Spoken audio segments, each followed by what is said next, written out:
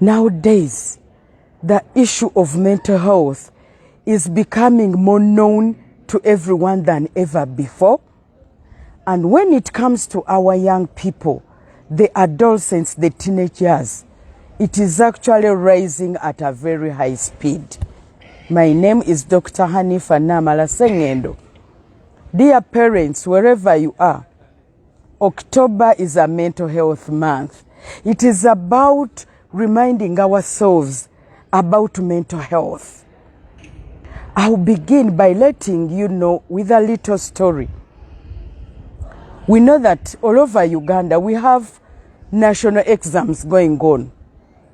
Of recent, in the past 3 weeks, at the Stepping Stone Center, we've had an influx of parents, of teachers sending us students with issues concerning the way the children are behaving, the way the children are acting, even the way the children are actually conducting themselves.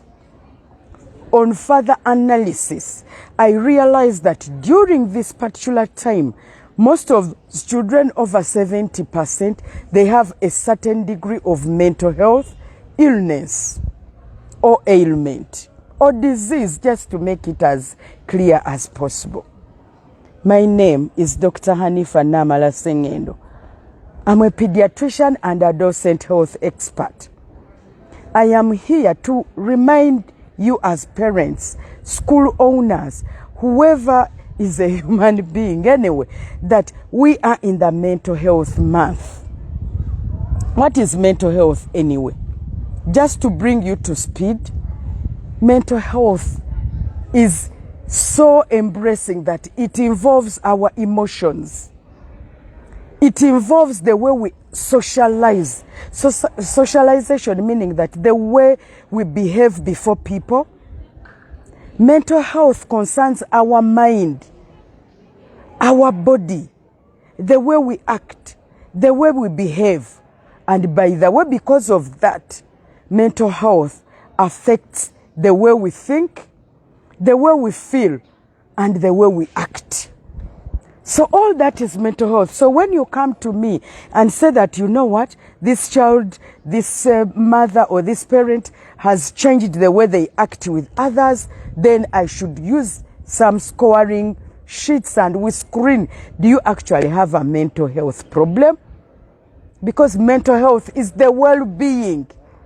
You know, ng'oli bulungi, engeri gy'owuliramu, engeri gy'olowoozaamu, engeri gy'okolamu, engeri gy'obeera n'abantu. That is really mental health.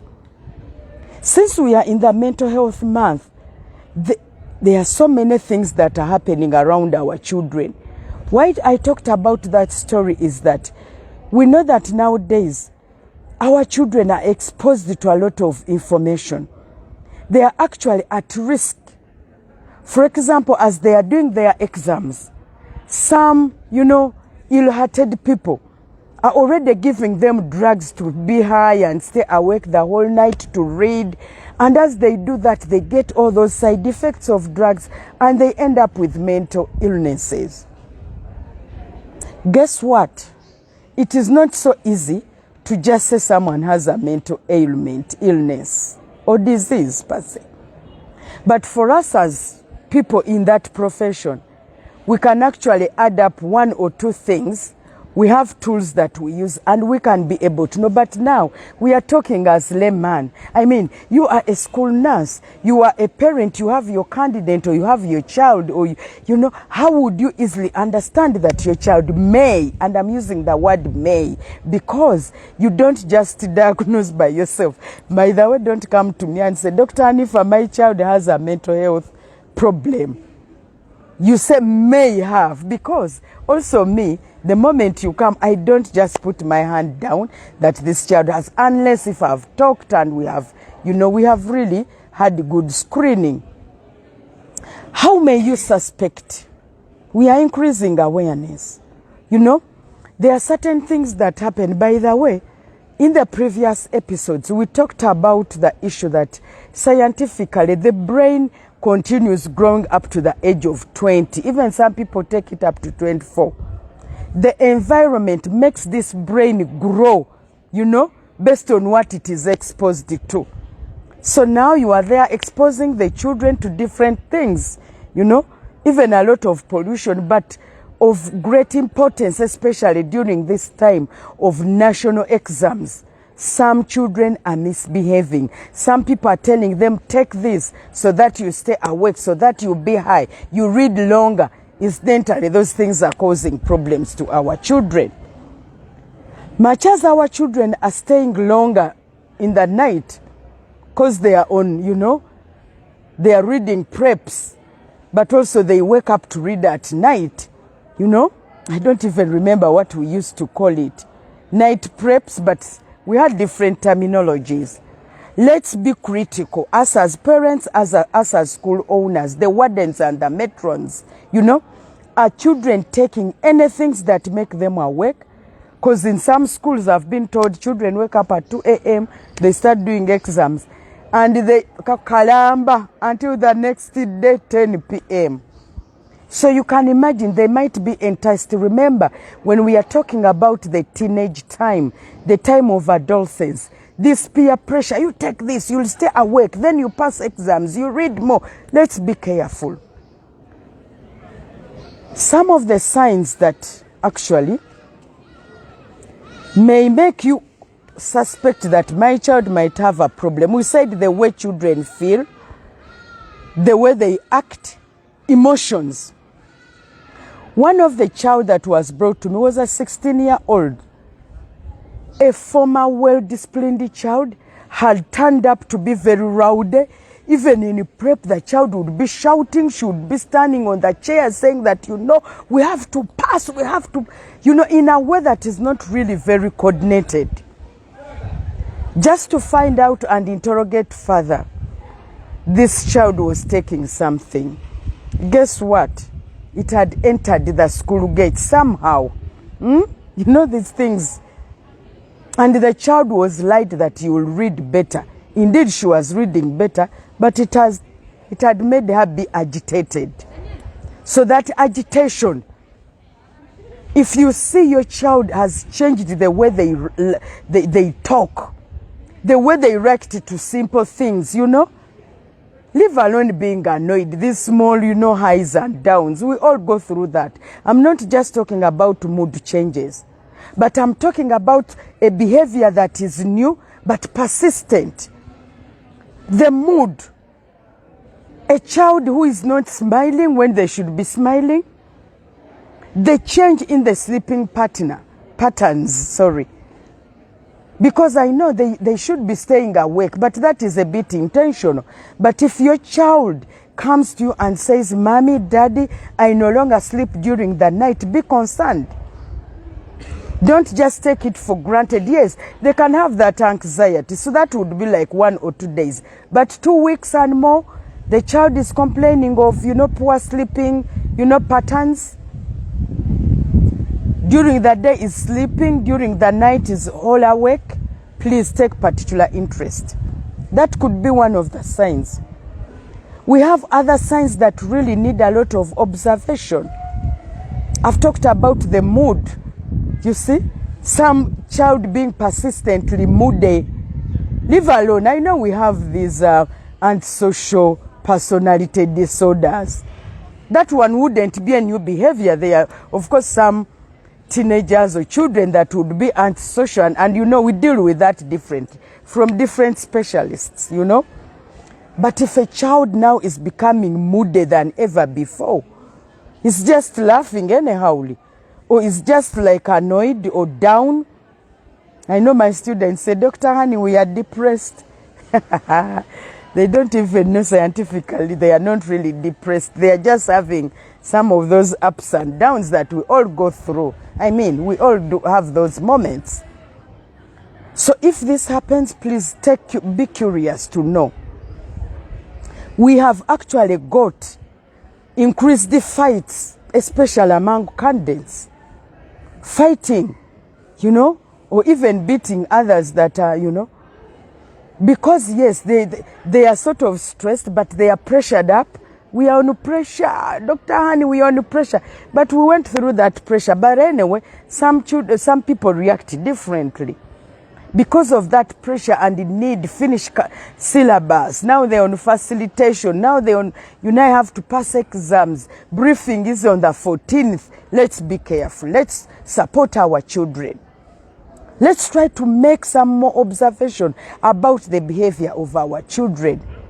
The behavior of children for the wardens and matrons and the teachers, because most of the children now spend almost 80% of the time at school, only 20% when they come back for day scholars, and when they come they have homework, then they sleep.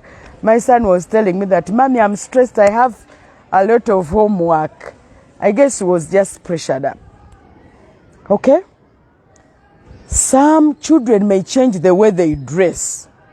Instead of a child, being dressed well in a uniform, you see they are really becoming rough and uneasy and, really not controllable.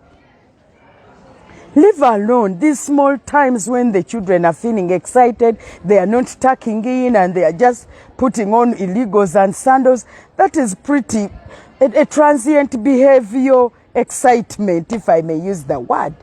But if it is becoming persistent, this child does not want to dress like others, take interest, pick interest. I am talking as Dr. Hanifah Sengendo, an adolescent health expert. This is the Mental Health Month, reminding ourselves about mental health, which we have said it is the well-being of your emotions, social, the way you relate with others, the way you act.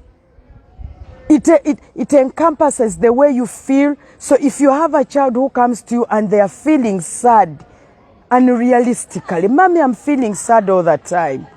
All the time I'm feeling so happy. I don't know why. I failed the test, but I'm feeling happy about it. Take caution over that. Of course, to the extreme. This is the time, I remember 2 years ago, this is the time when we had some of the students committing suicide or having suicidal thoughts. Any word or thought that has killing, my dear parent, don't take it for granted. Some parents are very hard. They say, he's just threatening. Any thought, if a child ever says, Mommy, I think like killing myself, or Daddy, or any thought that I feel, I'm thinking, I am, pressured by, I feel pleasure in, being dead. Please, my dear parents, don't take it for granted. Even schools. That student there who may be just like joking, saying that I want to die. Don't take any suicidal talk, mention, or thought, or, or behavior. I remember those 2 years ago, a child just killed himself because I think he didn't have a geometry set to do exams or something like that. So let's not take these things for granted. As we do this, as we bring up this awareness, we are driving to our December professional residential haven for holiday makers that will happen on the 11th to the 14th of December. More details are loading, but we are going to also educate, inspire, entertain our children through this different avenue. As long as you have a child, 10 to 24 years, we shall actually group them. One parent said, Doctor, how will a 10-year-old sit with a 24-year-old? No, we call these adolescents and young people. But for us, professionals, when we go in there, there is a way we divide them. We have age bands based on the brain growth. And then we know what to do what. We provide age-appropriate information. So in this mental health month, dear parents, get our numbers that you can see down there. Please get onto our websites and, social stepping stone platform. Get more information. Parenting is not for cowards. I keep telling you, parents, it's about the intentionality, intentional parenting. Be deliberate, consistent, and willful. Don't throw that ball away. Parenting is not for cowards.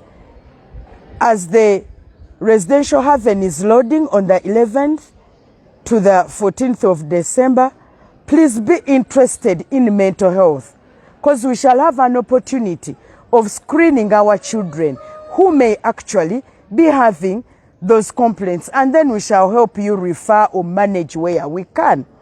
I remain Dr. Hanifah Namala Sengendo. The residential haven is loading for only adolescents and young people, both boys and girls. I wish you a happy Mental Health Month, October. It begins with you. Thank you.